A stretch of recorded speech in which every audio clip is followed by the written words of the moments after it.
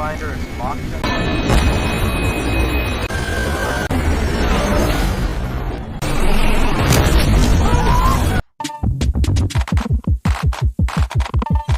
Assalamualaikum warahmatullahi wabarakatuh. Awal film diperlihatkan sebuah pesawat yang sedang terbang melintasi Samudra Atlantik. Pesawat itu mengalami sebuah kerusakan sehingga bahan bakar pesawat itu akan habis dalam waktu 97 menit. Namun sang pilot menyatakan jika perjalanan akan baik-baik saja karena pesawat itu akan sampai ke New York dengan perkiraan waktu 65 menit. Terlihat di dalam pesawat beberapa pria mencurigakan dan tiba-tiba kemudian seorang wanita maju ke depan. Dia adalah petugas US Marshal, tapi kawanan yang lainnya segera membunuh wanita itu. Di dalam pesawat terjadi guncangan yang hebat. Hal itu disebabkan sang pembajak membunuh pilot dan asistennya. Kemudian temannya datang dan ikut membantu. Adegan berpindah ke kantor pusat keamanan nasional. Ada Deputi Toyin sedang memantau apa yang terjadi dengan pesawat 767. Kemudian Direktur NSA datang. Dia bernama Hawkins. Diketahui jika ada 5 orang pembajak di dalam pesawat itu. Namun ada seorang agen Interpol yang ada di dalam pesawat yang disebut dengan kode Stick Knife. Dia adalah harapan satu-satunya agar pesawat bisa selamat dari pembajakan. Adegan berpindah kembali ke dalam pesawat. Ada seseorang yang mengambil alat komunikasi yang tersambung langsung ke kantor pusat. Namanya adalah Alex. Alex bertemu dengan Samuel yang sedang mencari ayahnya, pilot pesawat terbang itu. Samuel menemukan ayahnya yang sedang terbaring dengan luka di bagian lehernya. Alex berusaha untuk membantunya. Dia segera mencari peralatan medis yang diperlukan. Dia juga meminta bantuan seorang penumpang di sana untuk mencari seorang dokter. Kemudian ada seorang wanita yang memberanikan dirinya yang bernama Dr. Kim. Kembali ke kantor pusat, Hawkins memerintahkan semua orang untuk mencari identitas kelima orang pembajak. Dia juga telah menghubungi Gedung Putih untuk kasus ini. Hawkins akan mengambil tindakan ekstrim, tapi Toyin berusaha mencegahnya. Toyin masih berharap agen Interpol yang sedang menyamar itu berhasil mengurus pembajakan di pesawat. Dr. Kim datang membantu pilot yang terluka, namun ketika dia hendak mengambil air, salah satu pembajak menyuruhnya untuk balik. Alex kemudian berbicara pada orang itu dalam bahasa Rusia. Orang itu menyerahkan kepada Alex pistol berwarna biru dan setelahnya dia pergi. Pembajak di pesawat kemungkinan terlibat dengan organisasi yang disebut dengan NAS-NAS, organisasi penghancur massal. Jika benar, itu bukanlah pembajakan biasa. Tiba-tiba sebuah telepon berdering. Telepon itu milik Samuel. Namun sang pembajak langsung menghancurkannya. Di saat yang sama, Dr. Kim ingin masuk, tapi Alex menggiringnya ke toilet. Alex membuka jati diri yang sebenarnya kepada Dr. Kim jika dia adalah seorang Interpol. Buktinya dia memiliki sambungan telepon langsung ke kantor pusat. Di tengah pembicaraan itu, teman pembajaknya mendengar dari luar. Mereka pun bertarung sampai salah satu pembajak itu tewas. Alex dan Dr. Kim menyembunyikan jasadnya di dalam lemari. Pesawat terus terbang melintasi angkasa. Pada akhirnya Dr. Kim berhasil membuat pilot itu tetap hidup.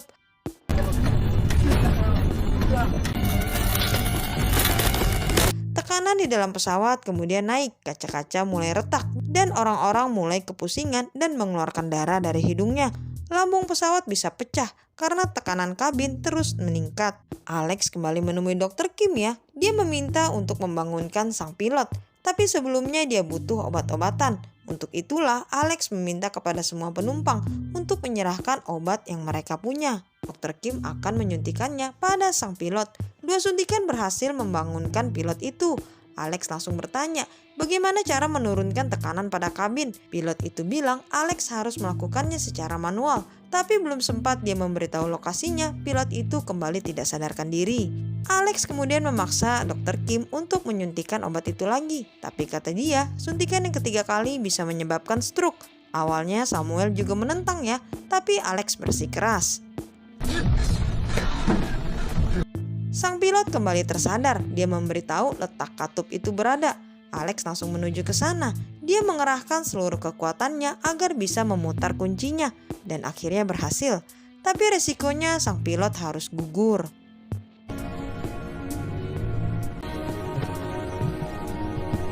Alex kemudian menuju toilet. Dia memukul kaca. Dr. Kim datang untuk membantu mengobati luka di tangannya. Alex kemudian bercerita kepada Dr. Kim jika dia mempunyai seorang putra yang berumur 7 tahun. Dia juga memperlihatkan pistol biru cetak 3D, pistol asli dengan daya tembak 2 kali lebih kuat. Komunikasi Alex berbunyi lagi ya. Kali ini Hawkins langsung berbicara kepadanya. Hawkins memerintahkan untuk tidak berbuat apa-apa karena dalam waktu 10 menit ke depan pesawat akan diambil alih dari jarak jauh. Ternyata Hawkins telah memanggil pesawat Raptor 2 buah. Dia akan menembak pesawat 767 untuk menyelesaikan masalah. Tapi keputusannya itu ditentang oleh Toyin. Kata Toyin, semua orang di pesawat bisa tewas. Kim menyuruh Samuel untuk bersembunyi di dalam toilet. Alex dan 2 orang temannya berada di kokpit pesawat. Pimpinan mereka bertanya pada Alex di mana Goran. Goran adalah orang yang Alex bunuh saat berkelahi. Dia kemudian menyuruh pembajak yang lain mencari keberadaan Goran. Get the fuck down! Sit down, you! Say, get the fuck down, you! Alex melihat ada kejanggalan. Dia melihat ada 2 pesawat Raptor yang membuntuti pesawat mereka. Di saat yang sama, Toyin secara diam-diam memberi sinyal kepada Alex dalam bentuk kode Morse jika pesawat mereka sudah menjadi target penembakan. Alex segera turun ke ruang kontrol pesawat. Dalam waktu 45 detik, rudal akan diluncurkan. Mengikuti instruksi dari Toyin, Alex harus memiringkan pesawatnya agar pesawat mereka tetap aman.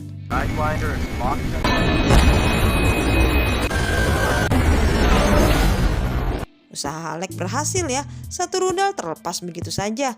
Tapi Hawkins tidak mau menyerah. Dia menyuruh Raptor yang kedua membidik pesawat itu kembali.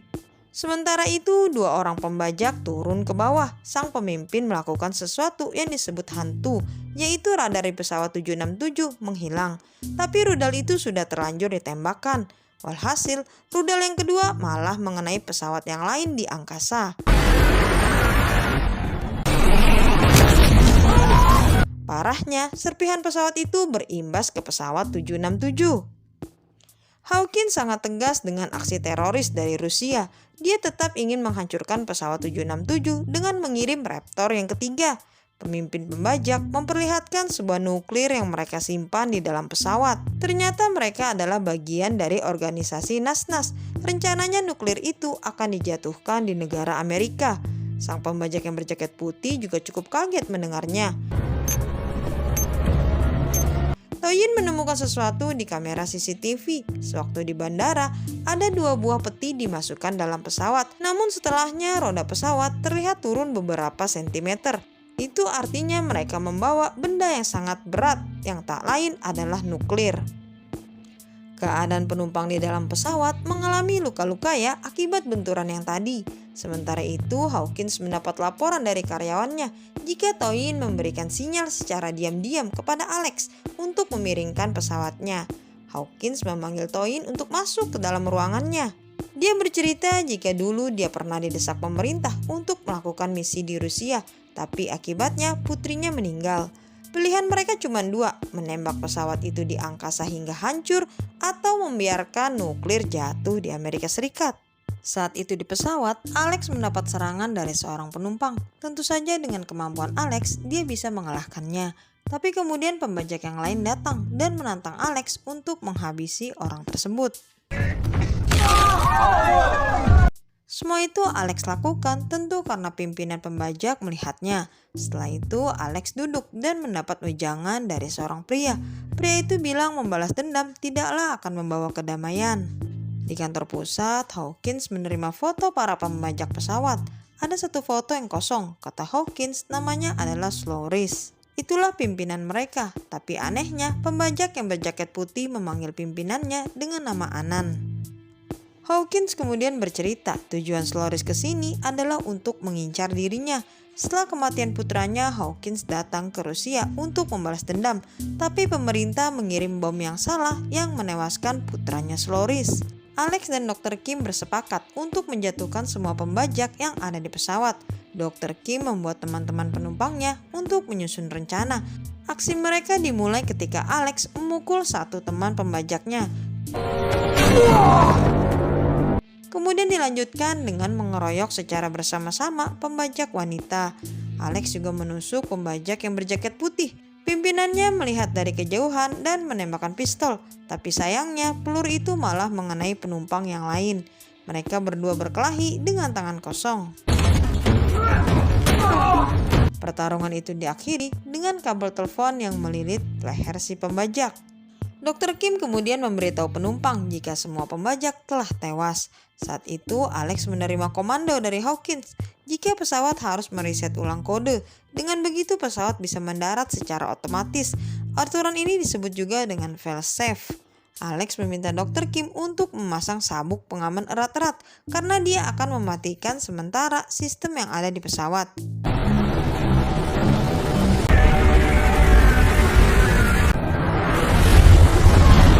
Pesawat terus menukik tajam ke bawah ya, tapi setelahnya Alex berhasil menerbangkannya kembali.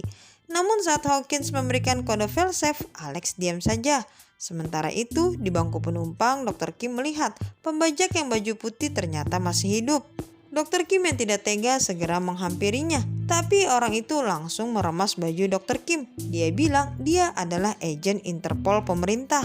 Dr. Kim kaget ya, karena inilah kejadian yang sebenarnya. Pada awal mula pesawat dibajak, Marco mengirim pesan kepada kantor pusat. Alat komunikasinya kemudian terjatuh. Pesawat mengalami guncangan saat pilot mereka bunuh. Alex yang terbangun melihat alat komunikasi milik Marco dan dia mengambilnya.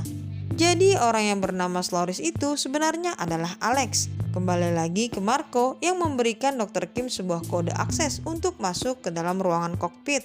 Dia tahu jika Sloris akan menabrakkan pesawatnya dan membuat ledakan nuklir yang sangat besar. Marco bilang Dr. Kim harus menghentikan semua itu. Marco kemudian tewas. Dr. Kim mengambil pistolnya. Adegan mundur ke belakang saat Sloris mengenang masa-masa bahagianya dengan putranya. Kemudian terjadi ledakan yang menewaskan putranya itu. Sesaat kemudian mobil tentara Amerika lewat. Hawkins ada di dalamnya. Dari situlah dia berniat untuk membalaskan dendam. Kembali ke masa sekarang, Dr. Kim masuk dan memukul kepala Sloris. Dia menodongkan pistol kepadanya, tapi tak lama Sloris membentaknya. Dr. Kim yang terkaget segera menembakkan pelurunya. Samuel yang mendengar ada tembakan segera keluar dari toilet. Dia juga datang dan memukul Sloris. Mereka berdua akhirnya masuk ke ruang kokpit. Dr. Kim langsung menghubungi kantor pusat ya. Hawkins memandu mereka untuk memasukkan kode fail-safe. Pesawat itu akan mendarat di bandara yang telah ditentukan dalam waktu 10 menit. Tapi bahan bakar pesawat itu tidak cukup. Komunikasi kantor pusat juga terputus. Mereka bingung apa yang akan mereka lakukan. Sloris kemudian bangkit dengan tubuh yang berdarah. Sloris berubah pikiran ya. Dia tidak jadi menabrakkan pesawatnya karena dia melihat Samuel. Sepertinya dia mengingat mendiang putranya lewat wajah Samuel. Dia bilang dia akan membantu Dr. Kim mendarat di bandara yang lebih dekat dan harus dilakukan secara manual. Satu mesin pesawat mati. Sloris membatalkan kode fail-safe. Dia memberikan arahan-arahan kepada Dr. Kim. Dr. Kim disuruh memutarbalikkan pesawat. Mereka akan menuju bandara yang lebih dekat.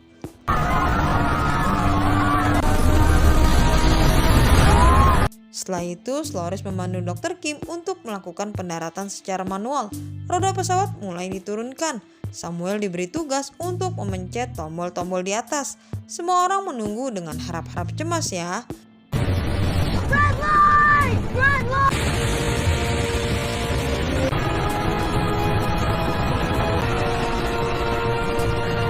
Film ini berakhir dengan selamatnya semua penumpang, kecuali Sloris atau Alex yang tewas ketika pesawat sudah mendarat. Film berakhir sampai di sini ya Sobat Movie. Menurut Mimin ceritanya cukup bagus, tapi entah mengapa rating film ini rendah sekali. Terima kasih. Jangan lupa positifkan pikiran dan tubuhmu. Assalamualaikum warahmatullahi wabarakatuh.